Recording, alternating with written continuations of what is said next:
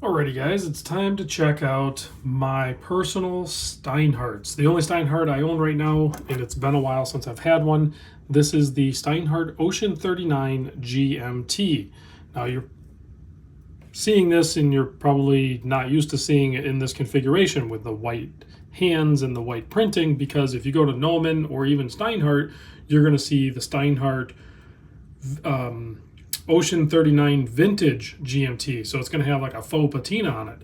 But if you go over to a website that's called OLKO, I'll put a link in the description, they have the exclusivity to this particular colorway of this model.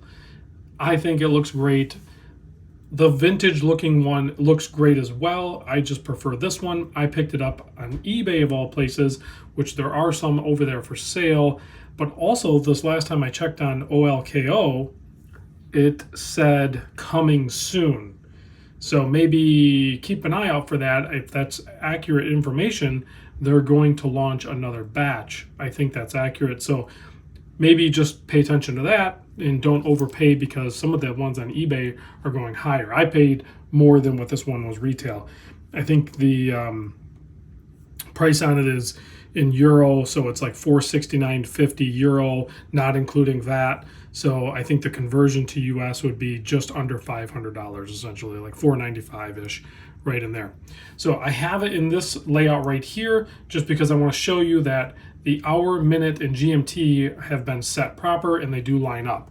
So now that I've shown you that, we'll move these out of the way so you can see all of the hands.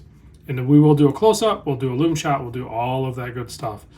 Let's get into the dimensions first of all. So screw down crown, 300 meter water resist, all that good stuff.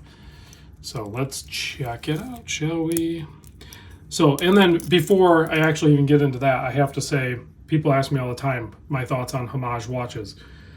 When it's a watch that is not available in the current, whatever that brand is that they're paying homage to, if it's not available in that current lineup, such like this one, because this is like an older, way older Rolex model that was out, then I think it's appropriate to do homage watches. I don't have a problem with that.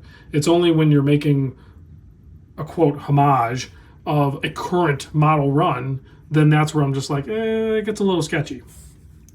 So, but anyway, they're just watches. Lighten up a little bit and just enjoy it and have fun. This guy here is a true 39 millimeter case. The lug to lug is 47, which works great because Steinhart, like most of their watches anyway, have that kind of like flat plane to it. The lugs don't really curve down very much. But in this size, it works. In the 42, it still works for me, but the 39 works better, at least in this configuration. I measure at 12.6 millimeter thick. That has a flat sapphire crystal up top with AR coating. It does have a Cyclops date magnifier, but the magnification on it, as you can see, is, well, disappointing. Maybe one time or something, I don't know. There's pros and cons to all of that, I'm sure, but a traditional Cyclops that is done like very well would be like a 2 or 2.5 times. This one's definitely not that. 20 millimeter lug width here. Bracelet taper is down to 16 millimeter, and that is awesome. Makes this thing wear great. Fully milled clasp, 4 micro adjust. Very simple operation, just friction fit there. Fold over clasp, signed with the Steinhart logo. Very simple yet effective. We don't need anything fancy here, guys. We're going to keep the price down. We're going to make the watch just a solid everyday type wear watch. So engraved case back there, no sharp edges, don't have a problem there. It's not like pressed or anything like that. It's just a slight engraving, maybe a deep laser engraving or something, I'm not really sure, but tons of information on there. They don't really tell you, it does say Swiss made, but it doesn't really say 100% what movement is in there. They give themselves the out. They say it can be the ETA movement or it could be the Solida. I suspect it's the Solida SW330, just because of availability of those movements are going to be more abundant. So the lume on this one, because it is bright white and the printing, is going to be BGW9. I will show you that in a moment. Before we do that, let's do a wrist shot so we can check that out.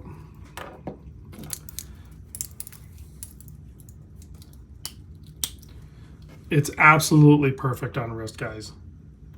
This is my 7 1/4 inch wrist. I think it looks great, it feels great, and it wears great. I have it balanced out. It's just perfect. This one kind of shocked me. I went out on a limb.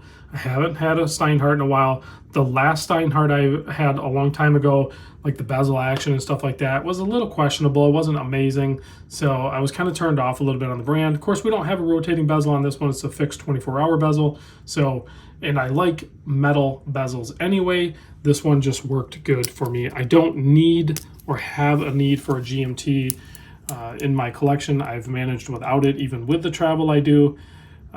But the look of this with that big orange hand, it just looks good. There's a reason why so many brands follow that same design cue. But you can see there, you have a matte black dial, you have nice bright white printing. It's overkill for the depth rating for sure, but it is nice regardless. But you can, it's reassuring that you could, take a swimming, like if you were going to go on vacation or just a long weekend or something like that, you could just take the one watch and you're good to go. Just as long as you have, because it's not an on-the-fly micro adjust, just as long as you have like a little safety pin or something like that, so you can adjust the I don't know about you guys, but when I'm on vacation, I eat pretty dang good, and that sometimes results in a little bit of wrist swell. But you have really nice heavy-duty screw pins on this thing, and fully brushed on top and bottom, polished side pieces there. Nice polishing on the side of the watch, pretty much full brush on the top side, polished relief on the bezel. Just a good, clean looking watch. I have zero complaints with this, other than like all the GMT watches that use the SW330 or the ETA 2893 is I would love to have a jumping hour hand, but it's not worth complaining about, because those are the movements that we get in the more affordable GMTs, and that's not how those movements work. So is it really worth complaining about? I say no. I say take it or leave it. So what I mean by that is you unscrew the crown. First position, you can wind the movement. It's an automatic movement, but you can also wind it. First position, movement keeps going.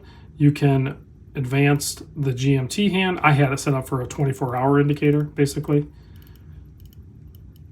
And then if you go this way, you can advance the date, which it did click over. And you can do that without upsetting the accuracy of the time. So it's not really a traveler's GMT. A true traveler's GMT, you would just jump that hour hand forward or backward and still keep the movement running, and then you would keep your GMT hand as your home time. So I prefer that way more, but this one works. All right, let's kill the lights and check the Lume. I am going to cheat a little bit because BGW9 sometimes it doesn't really show off very good. Here it is next to my Submariner, if you are curious. Very similar in size, really.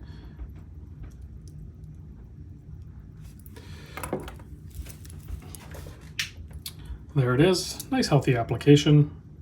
Submariner glowing in the back. So still plenty easy enough to tell the time on this thing. All right, guys, thanks for watching. I'll see you on the next video.